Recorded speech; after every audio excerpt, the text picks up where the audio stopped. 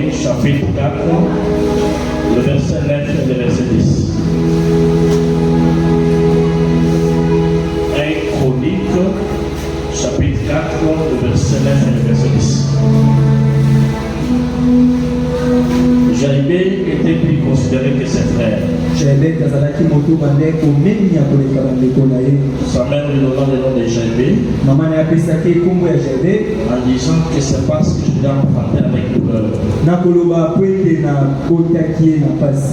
Jaïbé évoqua le Dieu d'Israël en disant: si tu me bénis et que tu étendes mes limites, si ta main est avec moi, et si tu me préserves des malheurs, en sorte que je ne sois pas dans la souffrance, et Dieu accorda ce qu'il avait demandé. Nous acclamons pour notre Dieu.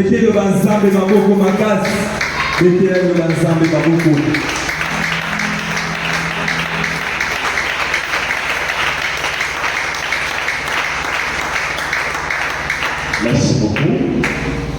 Que Dieu vous bénisse. Que Dieu vous bénisse. Notre de ce soir, c'est le nouveau départ.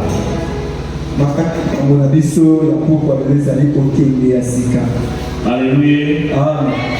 Notre thème de ce soir, c'est le nouveau départ. Bien-aimés, nous sommes d'abord reconnaissants envers notre Dieu. Il est le maître des temps et des circonstances. Il nous a acceptés et comptés parmi les vivants. Voilà pourquoi nous sommes reconnaissants envers notre Dieu. Nous sommes également reconnaissants envers notre papa. Partout où il se trouve, que Dieu le protège. Lui et toute sa famille. Je suis aussi reconnaissant à toi, un enfant de Dieu, pour les sacrifices que tu fais chaque fois pour être dans la maison de l'Éternel.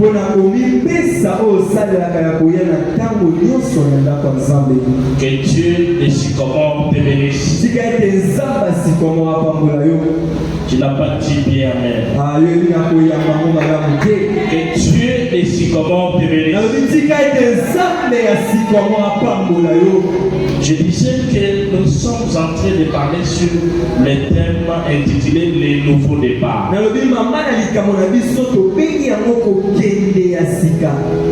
Bien aimé, quand on parle de nouveaux départs, il y a un ancien départ. Mais ça dépend de la façon que tu prends les choses. Et pour démarrer un nouveau départ, ça commence quelque part. Si tu lis la Bible ensemble avec moi, et si tu comprends l'humanité ensemble avec moi, tu dois comprendre que le grand changement a été provoqué par quelque chose. Je ne pars pas loin. Lorsqu'on parle de la République démocratique du Congo, pour que nous prenions ce nouveau départ de la démocratie, il y a eu les gens qui se sont soulevés.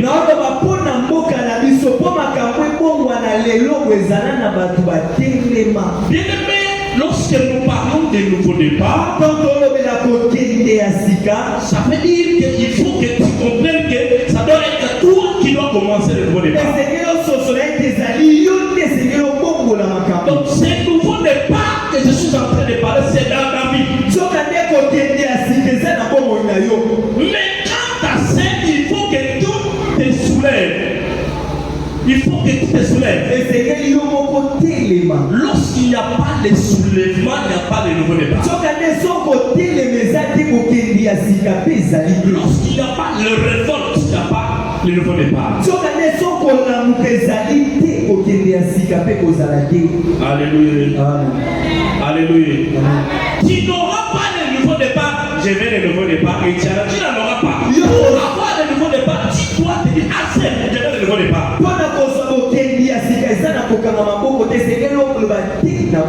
Et tout le monde ne sera pas d'accord avec toi. Mais au moins, quand tu dois arriver au sommet, on va te dire tu as bien raison. Alléluia. C'est de ça que nous allons parler aujourd'hui.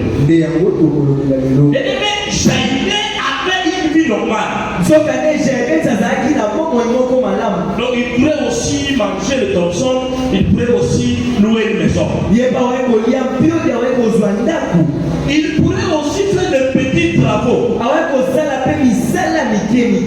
Mais la Bible me dit qu'il était considéré par ses frères. Donc ses frères lui considéraient. Donc ça veut dire que c'était quelqu'un qui avait quand même une position. On peut te considérer par les gens. Mais par rapport à toi-même. Mais tu comprends que même si on me considère, ça ne va pas. Alléluia. Même si les gens ont des considérations envers moi. Même si vous avez des considérations envers moi. Mais quand je rentre chez moi, je garde ma femme, je garde mes enfants. Je garde l'environnement. Je dis ça ne va pas. C'est comme ça que tu es arrivé. Il était considéré par ses frères. Et lui-même comprenait que quelque chose ne va pas. Et malgré le fait d'être considéré par ses frères, un jour il s'est levé pour déclencher le nouveau départ. Et le nouveau départ qu'il a déclenché, la Bible me dit que Jaïmé invoqua le nom de l'Éternel.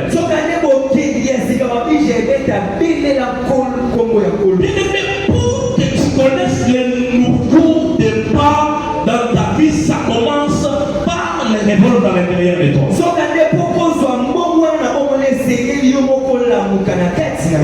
Aussi longtemps que tu penses que tout est normal, rien ne doit changer dans ta vie. Le nouveau départ, c'est une décision personnelle. Une décision personnelle. Donc, si tu décides toi-même, à partir d'aujourd'hui, je commence à chercher ça. À partir d'aujourd'hui, je quitte cette vie, je vais dans l'autre vie. À partir d'aujourd'hui, je rentre encore à l'école, je parle les bacs. À partir d'aujourd'hui, moi et la prière, on ne va pas se séparer. Lorsqu'on lit l'histoire de la femme de Père de sang, il y a eu un désespoir quelque part. Et que cette femme de Père de sang s'est battue par tous les moyens.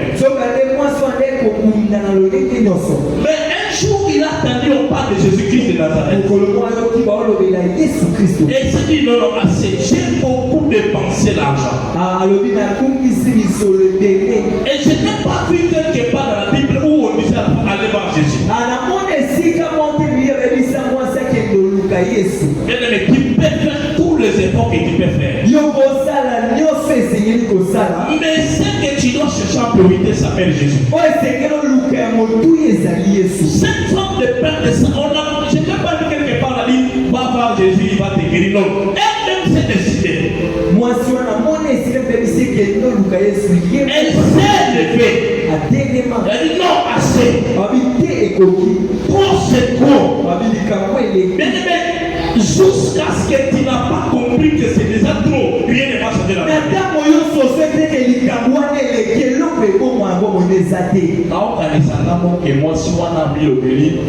Et l'équipe, Alléluia. Moi, ça va qu'il a été à la gloire. Ni la voix ici la caté. 12 ans. Ni la voix ici la caté. Passe 12 ans. 12 ans de mariage. 5 ans de mariage. 6 ans de mariage. Situation est changée. Les probabilités de mariage dans mon studio. Il est là au studio. Il y a un jour où on va cambier sur tout le monde. Il n'y a pas de quoi changer. Mais moi, je suis dans le but. Après 12 ans, n'a pas pour la carrière de maquiner autant de la il y a malheur possible. N'a que de contenter la dimension pédagogique. Et quand on s'arrête au sein des débats forts, la dernière d'ailleurs, on connaît pas de séquelles. Mais on peut dire que quelqu'un nous peut contenter la Jésus. Alléluia. Moi, d'abord, je suis que non, assez. Ça a beaucoup traîné. Maintenant, je vais d'abord aller voir Jésus. Même les cours qui nous étaient pour qu'on s'en sauve. Mais elle dit que malgré son lit, maman, oui, ma fille a 12 ans. Malgré son lit, maintenant, là, tu peux sauter. Parce que vous tous frère pour le faire, mais attends, mais moi, d'abord, je suis dit là, tu peux me goûter. Non, mais tu vas dans notre temps, dans son corps, la catafoule. À qui peut malgré les autres temps, mais objectif, il faut la outre, n'a pas d'un nouveau départ. Et pourtant, c'est ça qu'il faut ma changer. Le lingue ailleurs, et ça le lingue la cause de Alléluia. À se décider. Bien aimé, pour changer la vie, il faut yomoko tellement. Aucun de la solution. Ceux qui ont été pour nous comprendre la solution est collatée. Amen. Alléluia. Nous avons dit que nous avons à côté de la solution. Au moins, on est 38 ans après. Puisque la bonne place à quelqu'un comme solution, il y a beaucoup de ça 38 ans plus tard. Voilà, âgé. Ce qu'on dit le nouveau départ, la vie d'Alio, et il y a quoi moko. Ça a déjà âge d'aller plus 38 ans. Mais ce qu'on dit, c'est au moment de démarche, il y a Sika, la tête sa vie d'Alio. Il y a moko, il faut ôter les mains, ôter des colocations solution. Alléluia. Alléluia. On va mettre un Yesu mabo.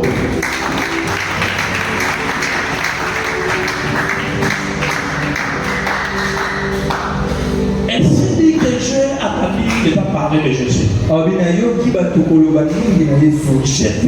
avec la foi. Le nouveau départ dans ta vie te demande deux choses. Il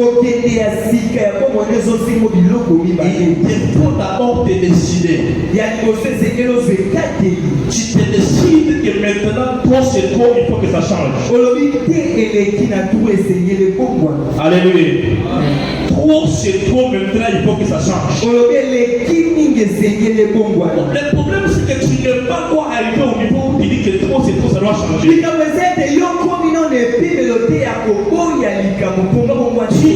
quoi un niveau où tu peux tout moderniser. Tu es à quoi un niveau où tu dis mais quand même toi il y a comme ça, non? Quand même là, quand même. Donc jusqu'à là où on a quand même à fonctionner de l'État. Là, on a 500 000 à la fin du mois. Quand même. Jusqu'à quand? Donc ceux qui n'ont pas une conscience qu'il faut qu'elle ait une conscience. Et donc pour l'émotion, il faut y avoir comme il a dit, tout c'est trop, ma cambo il faut changer. Et donc pour l'émotion, il faut nous obéir. On va y dans la situation dans la mort. Mais aussi on va y dans la yoke. On va y dans la solution, on va y dans la situation, il n'y a pas de choix là-dedans. Et non, mais vous savez, la première des choses, c'est décider. Et le croyant des arbres, c'est gâté. Trop, c'est trop. Cette situation a beaucoup changé, a beaucoup traîné. Maintenant, il faut que ça change. Et la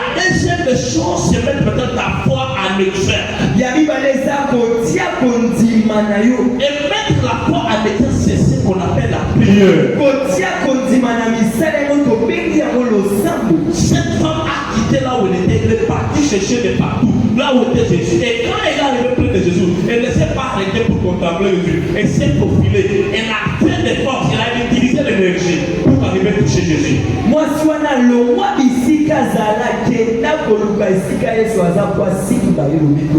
Bien aimé, ce côté limité et le côté changé. Alléluia. Le nouveau départ, c'est une question de la décision personnelle. Tu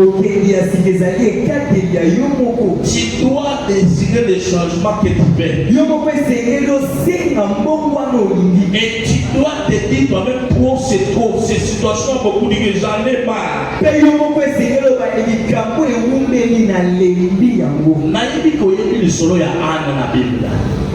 Alléluia. Le solo ya Anna na Bible. Et ça dès que Baba lié après 5 ans pour dire. Péni na côte pas na nyo fasci pas au bon. Hier abandon comme on a makamio pour normal. Alléluia. On me donne que pour mon makamio pour normal. Depuis Anna abandon comme on a makamio pour normal. Chaque jour, ma son fille gagne pas péni. Il y a son mon makamio pour normal. Péni là la pas attends là au bout de la vie. À ce moment-là, tout normal. Des fois, on a eu la part. Au moins, la camion tout normal. Bien aimé, moi, l'ensemble, il faut comprendre que ma camion sur la vie est normale.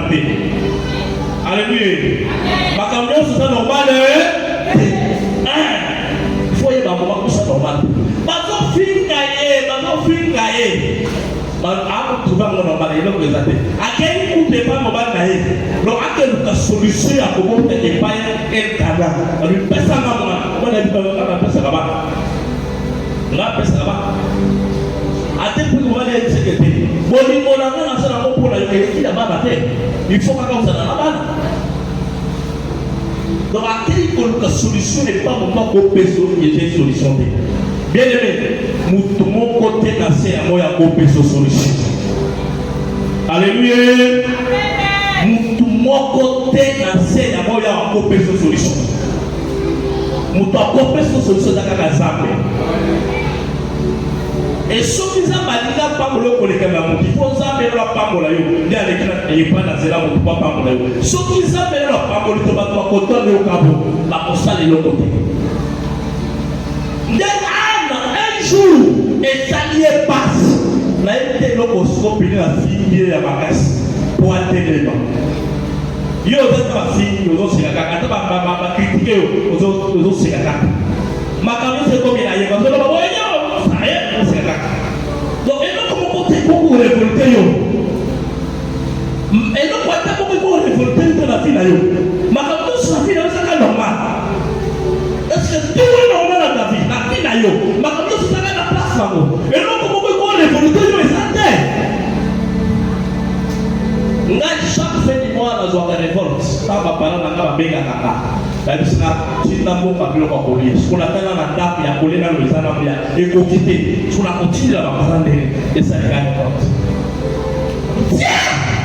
Ça, il faut que ça la vie. Pour ça, vous avez aucune place au temps, au s'occuper de ma parole. Pour ça, l'union soit la méthode au cacate. Il faut que ça la vie. Et le vol qui est là-bas. Donc, là, ça le suit. Là, et quand on est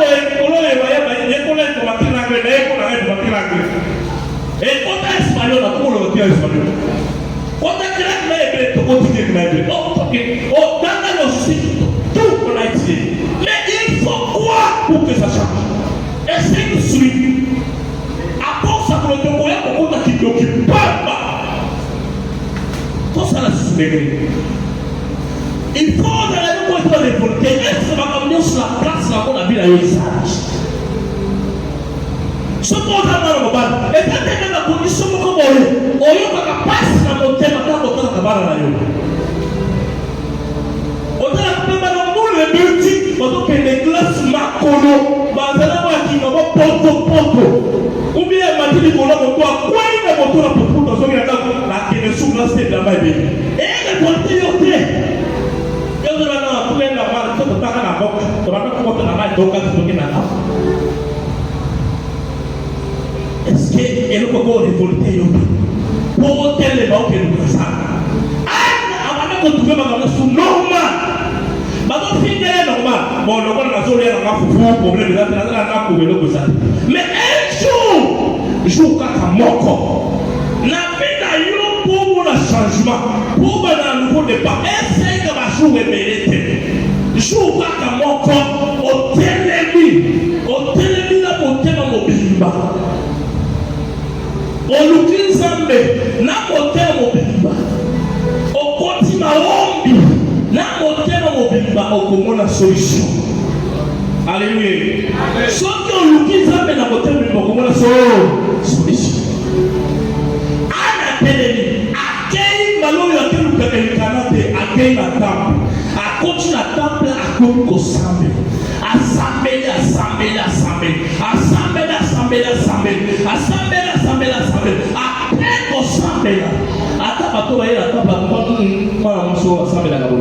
C'est que les lois ont décidé. Bien aimé. Yo ya ka prière ko to be ko solo to to te be ko solo ko to mama na no sa concentré ju mo ko ya susi to ko ya ko ya susi. Alléluia. Moto ai to ya na ko ata be na susi ko mo na ta fa ni ta ni ya le ti ata ko ka ta bi nzambe ka me na ko so na l'église que ko sa te ya ko ba ko sa no te to peso ko ba ne ko ba ko sa ka ya. Alors il va typer mon douté, la typer par certains, la typer par serviteur, la typer mon douté, la typer par comme ça, à Foukami, bah, au côté, le parole, au côté, on montre comment il est. À tel point que les sacrificateurs, aillent pour le coup, on va s'appeler. Bien aimé, là, on s'appelle la paix. Je vous s'appelle, je vous retourne dans ma question. Est-ce que maman est normal? Là, on peut dimension là, c'est pas porte normal. Donc, même si on peut souci au sang, yo au sang la carte, yo au sang la carte. Là, on peut niveau là. Alléluia. Là, on peut niveau là.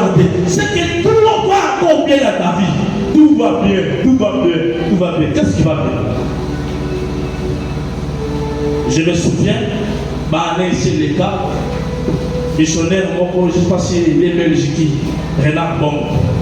Aye na mboka na biso aye kosala propaganda na yaki sangala na zamana moke à l'époque na mwana moke à l'époque 12 ans 11 ans la kenda pe ko ko de banza la télé wana ba ko ko sabe bien to sabe prière c'est na mona kala ba tu basiba kenda ngana tite na sabe la sur le combien de mois spectacle. Donc, si tu as le nom, maintenant, on a tambour avec la TikTok. Tu vas si la quête, tu vas le dire amen. Tu vas mener la télé à la ticket à l'ensemble là. La télé à l'ensemble là. Je crois que tu vas te faire là. Dans la formule du souké, la comprendre que prier ici déjà là, la ticket à l'ensemble. Les malades qu'on a caché dans le quai, là de communiauté. Alléluia. Là de communiauté. On s'appelle. Donc quand tu as dit amen, tu as dit oui, le sidi, il y a dans le sidi. Nous t'avons maintenant yo azate. Alléluia. Tu as dit amen, tu as dit amen, tu as dit amen, sidi là. Maintenant même communiquer yo, c'est qui tu t'appelles la vie, ça le local canelo. Là de communauté, là nous a décidé mon mot. C'est que ma campagne ça là. Au quoi encore supporter aux autres qui payent là va compter la carte va la samedi donc nous sommes pas sur les trucs comme ça mais la pour la vie là le côté la sous la terre je au comment la sous dans le côté la au qui peut au comment on peut côté la carte vite à yo dans ça alléluia au yé au limite que le est à au sang on a yé le sang même ça n'a pas pour les goulis je il me donne à l'eau de 400.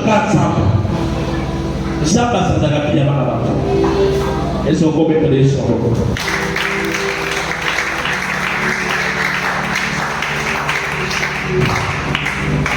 lorsque Anne a quitté le temple, en quittant le temple, il est devenu la maman de Samuel. Na kolongwa temple avec la bakoma wa Samuel. Mais il faut se révolter face à des situations qui te fait pleurer. Et c'est que côté de Maïgoso makambo ezole bisayo. Les situations qui te fait pleurer, il faut te révolter. Makambo ezole bisayo c'est que côté de Milembo. Il y a des colères et des colères. Aussi longtemps tu trouves qui est bon avec toute situation, ça ne va rien changer. Les conditions difficiles qui est accoutumé, nous on sait modérer, on sait s'adapter. Tu ne peux pas t'adapter jusqu'à l'enfer. Adaptation, tu connais comment t'adapter. Adapte-toi, continue à t'adapter. Nous on ne s'adapte pas, nous on veut changer. J'aimerais que tu te révoltes ce soir. Il n'y a personne qui va changer ta situation à part toi. Donc, la seule personne qui peut changer ta situation, c'est toi. Tu te lèves pour pas chercher Jésus. Il change. Mais aussi longtemps que tu ne comprends pas que c'est toi l'élément maîtresse. Aussi longtemps que tu ne comprends pas que c'est toi la force motrice. Pour changer la situation de la vie, rien ne va changer. Mais lorsque tu dois comprendre que tu peux changer les choses, nous on ne va pas te parler de ce gène. Nous on ne va pas parler de retraite. Nous on va pas te parler de montagnes de prière.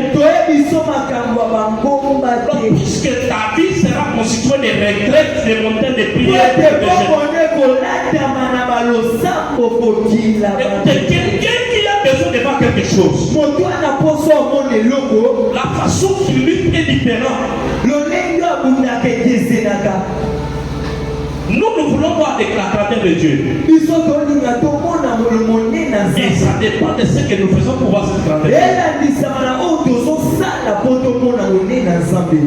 Lorsque Jésus est passé à Nazareth, il passait dans un village, il avait quelqu'un qui était avec des naissances. Écoutez, je vais te dire quelque chose. Ne pense pas que les gens peuvent avoir souci de toi plus que toi-même. Tu te trompes. Il n'y a pas quelqu'un qui doit avoir souci de toi plus que toi. Le souci de toi, de ta vie, c'est toi. La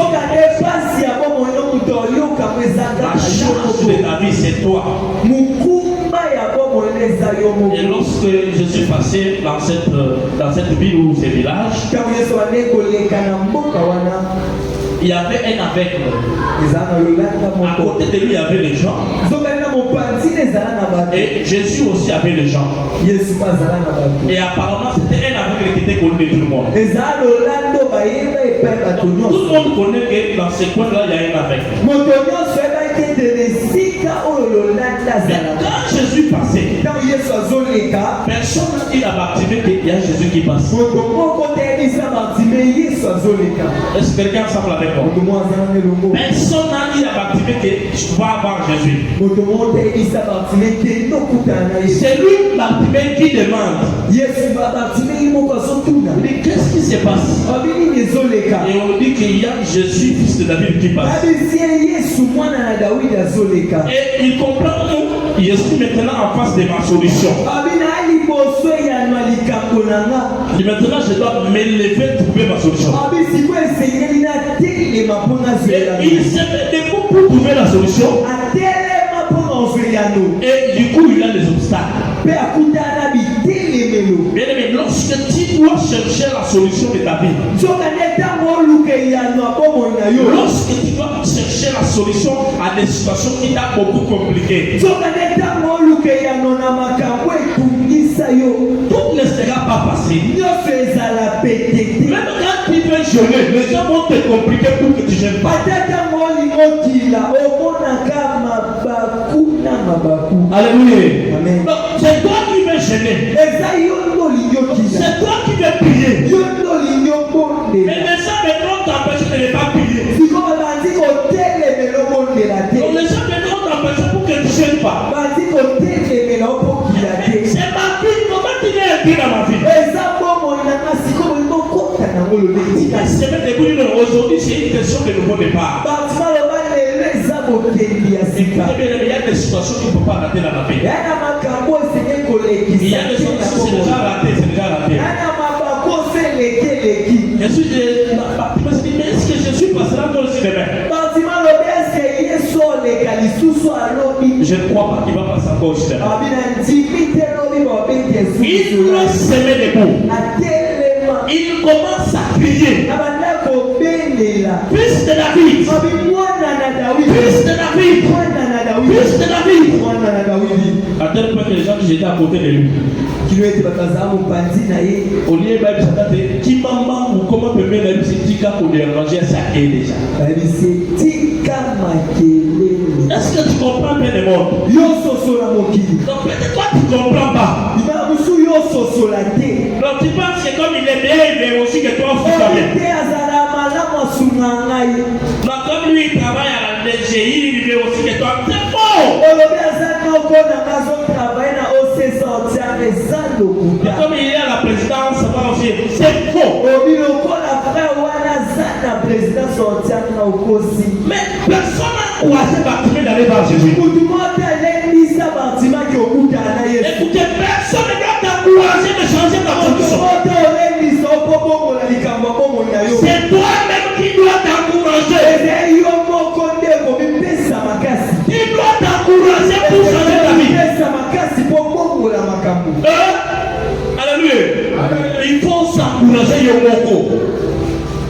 Nous devons encourager yo azate. Tant qu'on a la casa, là. Tant qu'on a la casa, on a la. Je comprends que le président ne peut pas dire que Bartimée a dit que l'homme dit qu'un mot, et ça dit qu'un mot vie là. Là, qui peut nous douter. Abeleli. Va pécher, il va chacun déjà. Mais comme à persévérer, Yesu attend le Alléluia. Alléluia. Attends les leurs similité kotika. Comment Abeleli. Un jour, connaît pas le sang monté, puisque sang le lot sur le côté. Comment la kosambe, Luka kaka nzambe, to Luka kaka nzambe, to Luka kaka chaque fois un jour. Avant moi on va le sambeli, go Luka ni, la lika namo, alléluia. Bartimée on est posani, la posam bon côté, la posam bon côté, la posam namo. Ok, à partir de l'eau, vous allez voir. Et révolte nyonso, nouveau départ nyonso, la carte vie. Il y a moi dans Zambé, c'est moi dans Zambé pour moi faire révolter. Alléluia. Mettez la Yesu mako.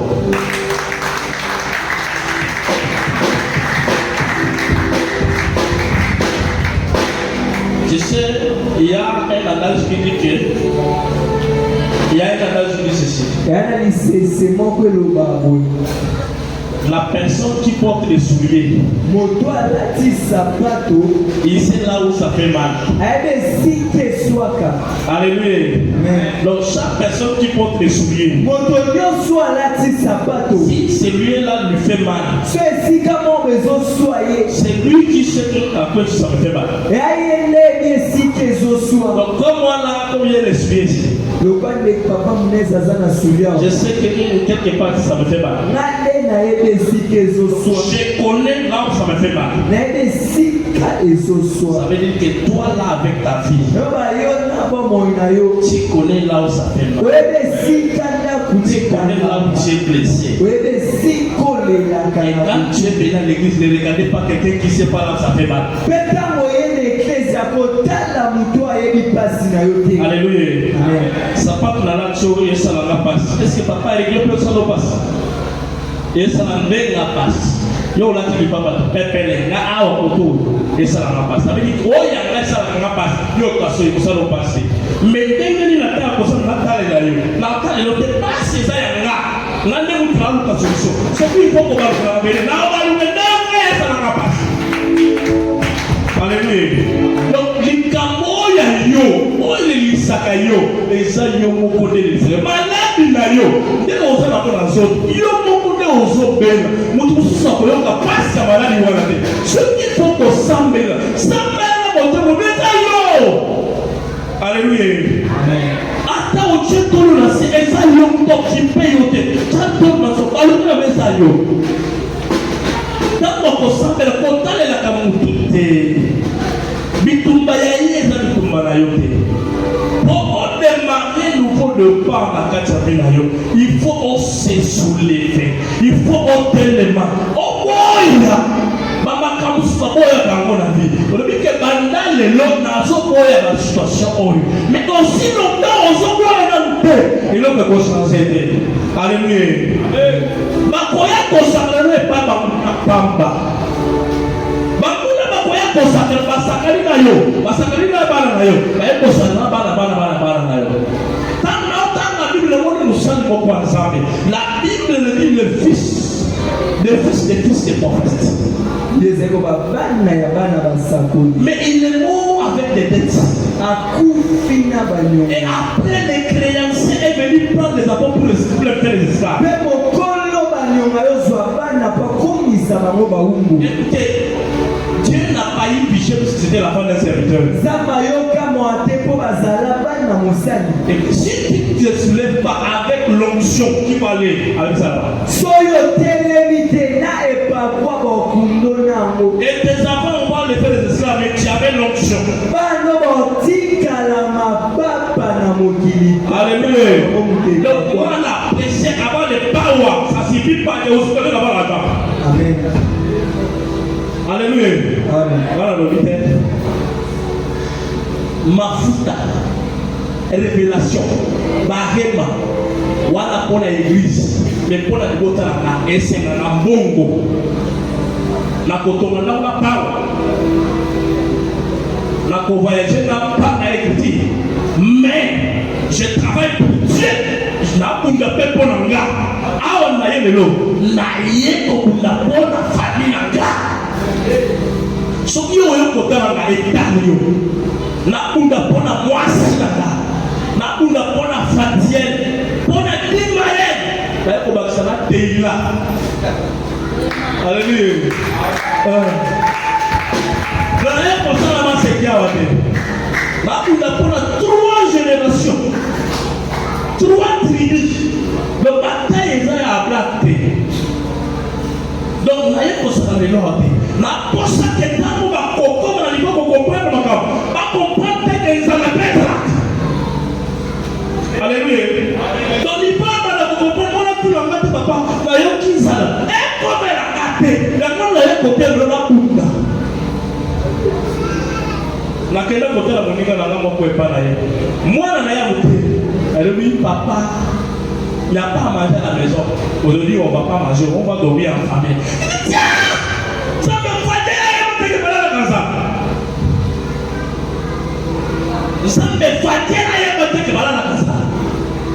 À ta folle, ceux qui ont connu les gens de tout le monde, même si c'est tout gêné. Alléluia. Tout le monde a vendu, ceux qui ont lié, qu'est-ce qu'il y a? Tu continues à voir, qu'est-ce qu'il y a?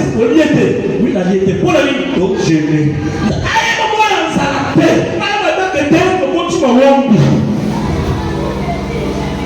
Bien aimé, ce qui ont eu quand il est quitté, il y a pour cela, la condition beaucoup est bien. Pour n'être pas dans le cabinet, il y a pour la condition bien. Pour t'être dans la classe, ça va ça, vous n'avez pas de pas. Pas dans la mission, pas il y a content de paix dans la condition. Et aussi matin, il se prend le content, il faut pas il se perd le sous-mal à tous, et aussi matin. Et voilà ton télé, il y a un bon animal dans la yo, il y a un bon avenir dans la yo. Ce côté, il faut changer.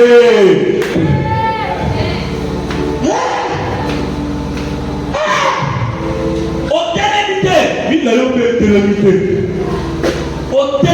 Tala bana na yo, tala vini, tala makao. Pour histoire se répéter tellement dans ma bonne tellement que ça va tellement. Maintenant, ils sont